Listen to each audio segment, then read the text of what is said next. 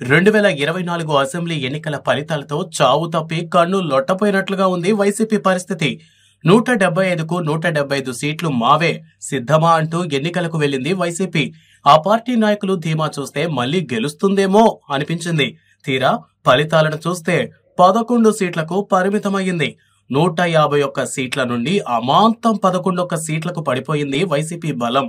తాజా పరిస్థితులు చూస్తుంటే వైసీపీలో జగన్ ఒక్కరే మిగిలిపోతారా, మిగతా 10 మంది కూడా జంప్ అవుతారా అనే అనుమానాలు కలుగుతున్నాయి. ఏ పార్టీ అధికారంలో ఉంటే ఆ పార్టీలోకి వలసలు కొనసాగడం ప్రస్తుత రాజకీయాల్లో పరిపాటిగా మారింది. 2014-19 వరకు వైసీపీలోంచి టీడీపీలోకి, 2019 నుండి 24 వరకు టీడీపీలోంచి వైసీపీలోకి నాయకుల వలసలు కొనసాగాయి. ఇప్పుడు మళ్లీ వైసీపీ వంతు వచ్చింది. ఈసారి ఒక్క టీడీపీలోకే కాదు, జనసేన పార్టీలోకి కూడా నాయకులు జంప్ అవుతున్నారు.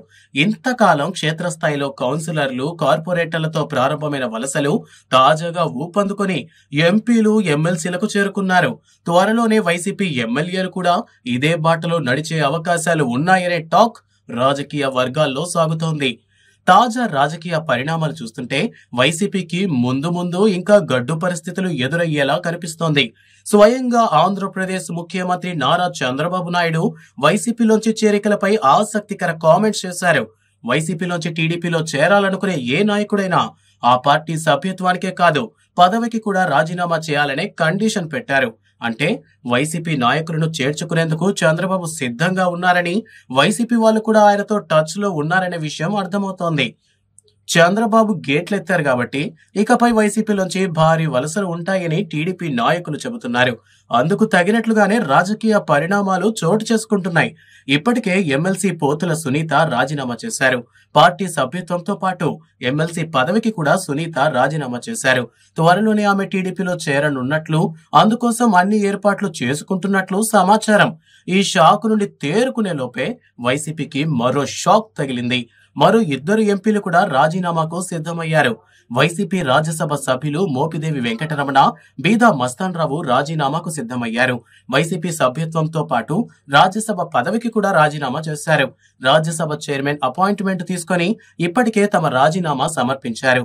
అలాగే పార్టీ అధినేత వైఎస్ జగన్ కు కూడా రాజీనామా లేఖను పంపించారు. త్వరలోనే వీరందరూ తెలుగుదేశం పార్టీ గూటికి చేరనున్నారు.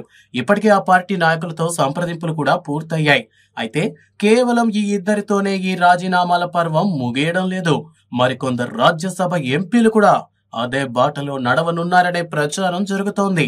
ఆళ్ల అయోధ్య రామిరెడ్డి, పిల్లి సుభాష్ చంద్రబోస్, గొల్ల బాబురావు, మేడా రఘునాథరెడ్డి, ఆర్ కృష్ణయ్య కూడా పార్టీని వీడేందుకు సిద్ధమైనట్లు సమాచారం. వీరంతా రాజీనామా చేస్తే ఇక రాజ్యసభలో వైసీపీ బలం 11 నుంచి 4కు పడిపోతుంది. ఆ పార్టీలకు మిగిలేది వైవి సుబ్బారెడ్డి, విజయసాయిరెడ్డి, నిరంజన్ రెడ్డి, పరిమల్ నత్వాని మాత్రమే. తాజాగా పార్టీ వీడిన మోపిదేవి వెంకటరమణ వైసీపీ అధినేత వైఎస్ జగన్ కు చాలా సన్నిహితుడు. అలాగే పిల్లి సుభాష్ చంద్రబోస్, అయోధ్య రామిరెడ్డి లాంటి వారు కూడా జగన్ తో అత్యంత సన్నిహితంగా ఉండేవారు.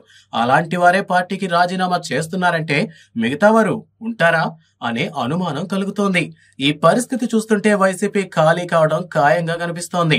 మూలిగే నక్కపై తాటిపండు పడ్డట్లు అసలే ఓటమి బాధలో ఉన్న వైఎస్ జగన్ కు ఈ వలసలు మరింత బాధించేలా ఉన్నాయి.